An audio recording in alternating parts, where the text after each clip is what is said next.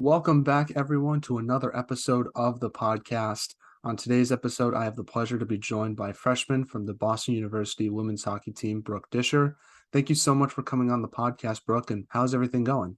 Yeah, thanks for having me. Everything's been good, kind of just settling into classes and getting a few out of the way before we start games next weekend. Yeah, and obviously you opened up the season in an exhibition game against Moncton. Even though the game technically didn't count, what did you take away from it? Yeah, I think it was like good for us to have a game where it didn't really mean anything as our first game, just with like a new group and everything. But I think for us, it's important that we play 60 minutes because we kind of let up in the second a little bit. So we kind of got to be better at that for our next game. And obviously, playing in college hockey is a lot different than playing in juniors. So, what's been the biggest adjustment you've had to make to your game so far? Well, I haven't really had a full game yet, but I think just like being confident in the things that you're good at and making sure like you're not overdoing it or feeling like you have to change your game too much. Yeah, and obviously you've have some great upperclassmen on your team that have really helped out your transition into college hockey. Talk about it from your perspective, what it's been like to be their teammate, and also talk about how they've helped your transition into college hockey. Yeah, obviously we have like some great leaders on our team too, like Lacey Martin and Nadia, and just like kind of following from them and listening to what they have to say, and they've all been like really welcoming too. So it's been they've made it definitely an easier transition. And obviously balancing hockey and academics is very difficult in college. It's a lot different than in high school. So I'm curious from your perspective, how have you tried to balance both hockey and academics? What's your secret? I I don't have too many secrets. I am definitely a stressor, so it's been stressful, especially this morning. I had a presentation and an exam right after each other, but I think just being good in time management and just prioritizing what you need to do and when you need to do it. How did the presentation go? I think pretty good. That's good to hear. Hopefully the Yeah. grade reflects that. Yeah, me too. Now, talk a little bit about your off season. Obviously, you had the World Championship go on, which we'll talk about in a few minutes. But did you do anything interesting outside of hockey? And how did you prepare for the upcoming college hockey season? Yeah, I honestly felt like I didn't even really like have much of an off season, but I definitely just tried to spend as much time with my family as possible. In the summer, I was also in Calgary for 3 weeks with the national camp too, so I wasn't home much, but my mom and I got a couple of shopping trips in and did some surfing and yeah, just spent time with the fam. That's awesome. I've never surfed before. It looks so difficult. Uh, How do you like learn to do it when you first well, start out? I should clarify, I mean like wake surfing. I'm not an ocean gal. Uh, But it's it really still not is as hard as it difficult to looks. balance the board and everything. Yeah, it's not I think it's looks harder than it is. Yeah. Nice. And obviously, when you're with the national team for the camp of leading up to the World Championships, I'm curious, what were some things that you worked on? And I guess, did you notice any improvement in your game from the tournament to now playing your first exhibition game?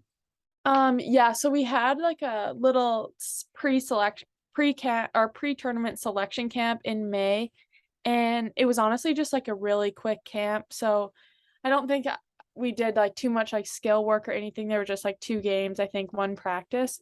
But I think kind of in the summer, one thing I learned, especially playing with like the older women like Pooh and Nursey and Jenner, they were all on my team too for camp. Just like I feel like one being aggressive, like it's such a physical game more than like you would think from just watching it, but it kind of there is hitting in it, you know? It just like there is no hitting, but there's definitely hitting. And I think for me personally, I got to be a bit more physical when I can. And that's definitely something I'm going to be working on this season. And I got to ask you, what was it like being on the same team as Sarah Nurse and Marie Philip-Poulin? Because obviously those two are legends along with Brianne Jenner. That must have been such an awesome experience that you got to Yeah, have. it was amazing. Actually, I roomed with Sarah Nurse too, so it was, like, so cool to just, like, learn from her and everything, and they're also just the most, like, humble, down to earth people too, so even, like, talking to them, they make you feel like you're just like them. Now, what's Sarah Nurse like off the ice? Because she has a great sense of style, so I'm curious Oh my if you god, saw that, yeah. when you were rooming with her. She definitely has given me all the ins and outs of, her purse collection and everything. She's awesome, she's one of the coolest people I've met. Now, I want to transition and talk about the beginning of your hockey career and kind of work up to where you are today. So you're from British Columbia, talking about growing up there, and how did you start playing hockey? Yeah, I'm from a really northern small town, and, both my parents played hockey. My brother, who's just a year older than me, we're super close, he plays too, and, we were just like a hockey family, kinda mini sticks in the basement, and I played boys all the way up until I played 1 year. I played up 1 year for bantam, so hitting, and then I transitioned to girls when I was 13, and it's definitely like a weird transition, but it came at the right time because you start to make, like, more friends on your team and stuff. But, yeah, we just everything was hockey when I grew up. We played outside, we had an outdoor rink, everything. Yeah, and talk a little bit about that transition from boys hockey to girls hockey. Because talking to other women's hockey players, it seems like they all played boys hockey at up to a certain point. So I'm curious what that transition was like for you.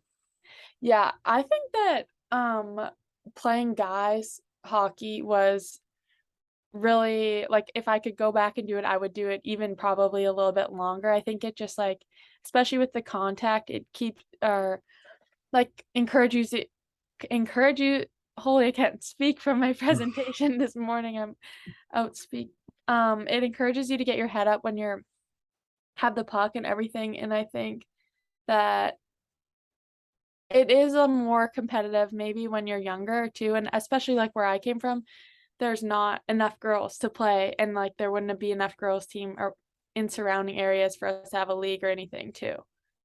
Did you ever have to lay a check on somebody growing up, or you were lucky enough to avoid all that?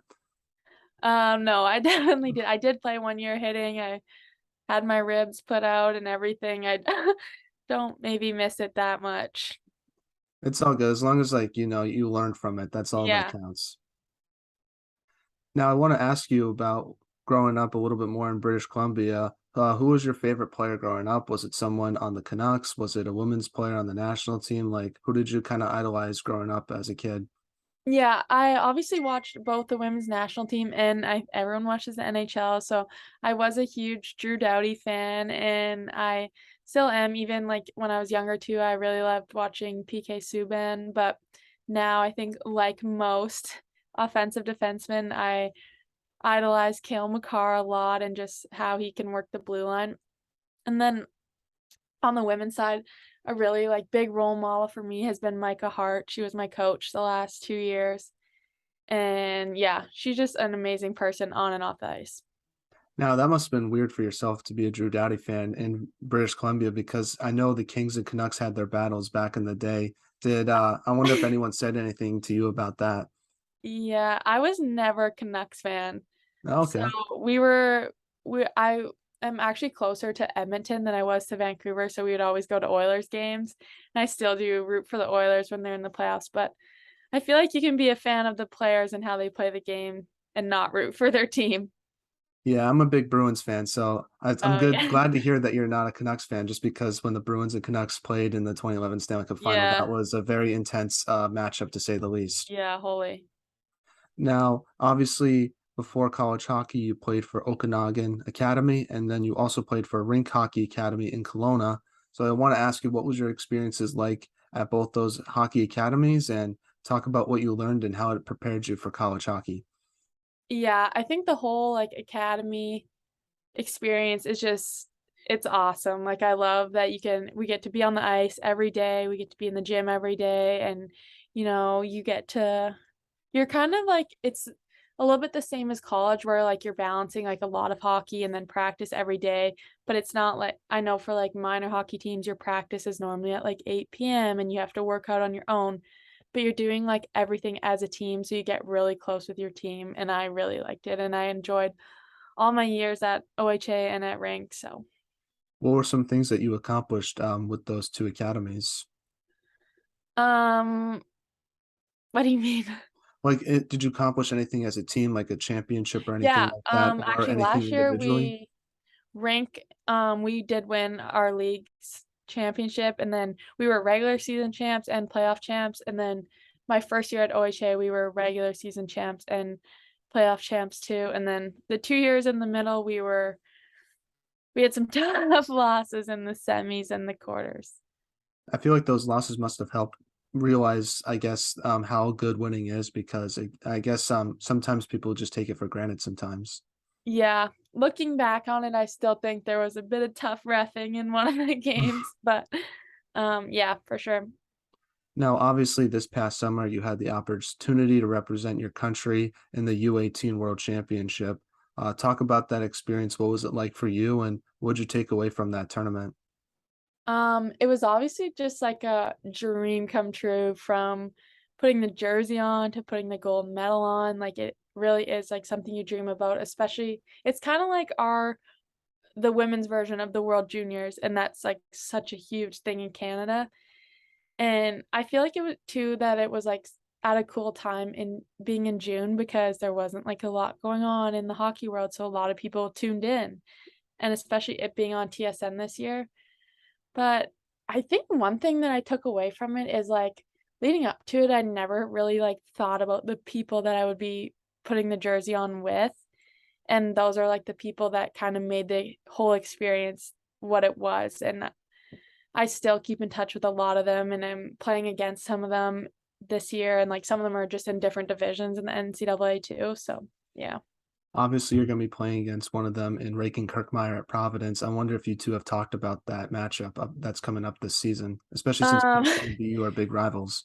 Yeah, we talked a little bit about it at Worlds. I saw that she had the game winner, I think, last weekend, so Yes. that's exciting for her. One of my teammates from last year too is at Providence this year, so it'll be exciting to play them.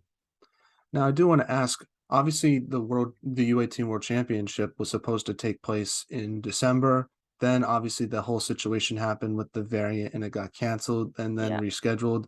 I'm curious from your perspective how you handled all of that mentally, because that must have been challenging to, at one point, kind of be like, oh, no, there's not a tournament that's going to be played. And I've worked so hard for this to happen. Then all of a sudden, for it to happen once again.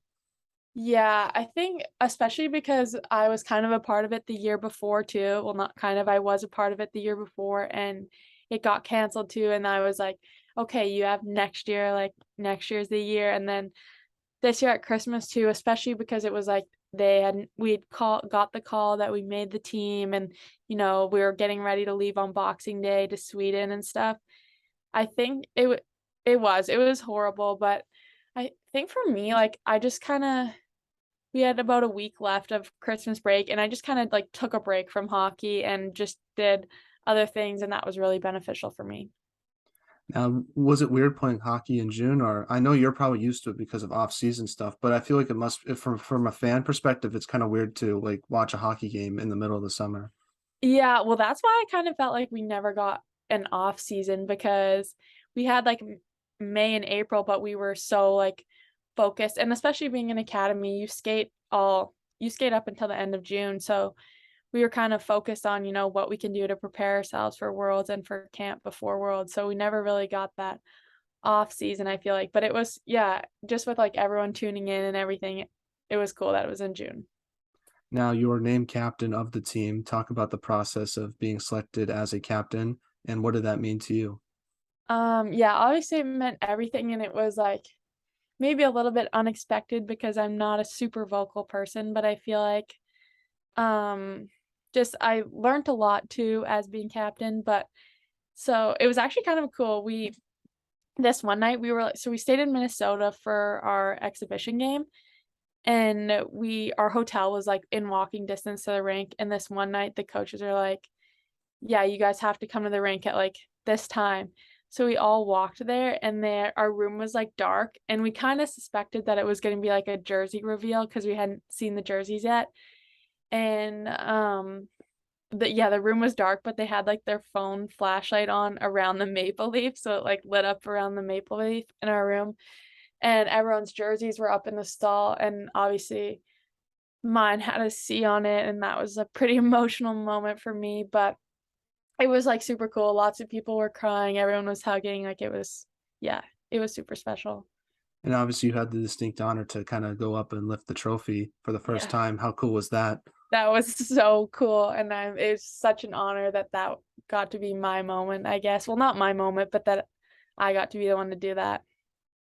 Now, switching gears a little bit, I want to ask about your recruitment process to Boston University. Talk about what that was like and what made you want to go to BU versus other schools you might have looked at. Yeah, so well the recruitment rules were kind of different when I committed versus how they are now. But Tara Watchorn was someone who she coached here, she played here, and she played for Team Canada too. And she's actually my coach on Team Canada this past year. And she's just somebody I've always looked up to too. And she was one of the biggest reasons why I committed here. Um, she doesn't work here anymore, but I still am close with her and I do love it here. And even like I got to tour. So I came and toured my freshman year of high school and I kind of knew like right away. It was like the first campus that I'd been to. I'd been to a couple other ones that I was like, wow, I love it here. And even when I came back in May, actually when I came back this past May, it had been the first time I'd came since I committed 3 years ago, and I was like, wow, I still really love it here. Yeah, and talk a little bit more about the coaching staff, Coach DeRocher and the assistants. What's it been like kind of being a player and learning from them? Yeah, Abby Ostrom, the new D coach this year, she's just very much like for the players and wants everyone to get better. And she's a very like technical coach too, which I really like and going over film and stuff. And BD's awesome too, just kind of like old school hockey coach, and he's great. And same with Kirsten too. I love her practices. Now, what's been your favorite part about Boston so far? Um, gosh, I couldn't probably pick, but definitely just being like around the team and at the rink too. Also, I'm in a room with all the other freshmen in my class and then one tennis girl, and we definitely have a lot of fun in here. Have you had the chance to explore the city at all? I assume you have, but I'm just curious. Um, You might be too busy doing that. So yeah, who knows? I thought that I would get done a lot more exploring than I have, but we did get up to Gloucester. Is that how you say it? It's Gloucester. Gloucester. Okay. We were there one day, the weekend before we played our game, we did a team builder and all went sailing, so that was super fun. That's kind of the first time I've been, like, outside of Boston, but still in Mass. That's awesome. How have you dealt with the traffic? Because it's absolutely brutal, especially with the train being shut down. That's something Yeah. that all Massachusetts people know. I'm assuming for you, it must be a shock not being from the state. What's crazy, I just, like, could not imagine driving here, and I'm so thankful that I'm not driving here. But even, like, well, I have a scooter because my classes are so far away from where I live, and some people are just, like even, like, pedestrians and stuff, they just walk. It doesn't have to say cross, you just walk. Yeah. Now, what are you most looking forward to for this upcoming season? Is there a particular game you're looking for? I know that BU is participating in some events as well, so I'm curious, like, what excites you the most about the schedule for this year? Well, I'm really excited for Vegas because I do have a lot of family coming, being it's on the West Coast, so that will be super fun, and, obviously, I think Frozen Fenway is gonna be awesome, and I'm super excited for that too. Have you had the chance to play in an outdoor game before? No, Oh, wow. That's not is not a real game. I mean, we played shinny before on the lake and stuff, but How do you prepare for that as a player? Just because, like, it depends on obviously the time of day of because if the sun's like shining on the ice, it's kind of melting. So that's kind of a that you have to adjust your playing style with that. But also if it's freezing cold, you have to find ways to stay warm as well. So I'm curious, like, for your mindset, like, how do you prepare for something like that? Um, well, personally, I love like a cold rink. I feel like it makes me feel more awake versus like a hot rink is horrible. I feel like I'm gonna faint. But yeah, even like actually when the sun comes in, it kind of reminds me of the rink I played at home because it has windows at the top. So like if you played at like 4 p.m., then the sun was always like shining down on the ice. So As long as it didn't melt the ice, because I've yeah. I've played a few outdoor games, not obviously real ones, but like on the pond, and if when the sun's shining directly on the ice and it's melting, it's just really hard to skate in, and I personally don't Yeah. like it. And then you have to sharpen your skates like right after, which I don't like doing all the time. Yeah. I feel like they'll have it set up good there, especially with I think there's 2 or 3 men's games going on there Yeah. too. Yeah. Now, is there any shout outs you want to give to any of your family members, friends, teammates, past teammates, before we end this interview? Um, yeah, shout out to my family because they rock, but also, I'll give a shout out to my friend Jade who plays at Brown, and you should really try and get her on the podcast. I'll definitely reach out and see what's up. But I just want to say thank you so much, Brooke, for coming on the podcast. I really appreciate your time. It means a lot to myself. And I wish you nothing but the best for this upcoming season. I know you're going to do great. And I know a lot of people will find out who you are by the play that you have with Boston University. So I'm looking forward to watching it as a media member and as a fan as well. Well, thanks for having me and nice meeting you. Nice meeting you as well.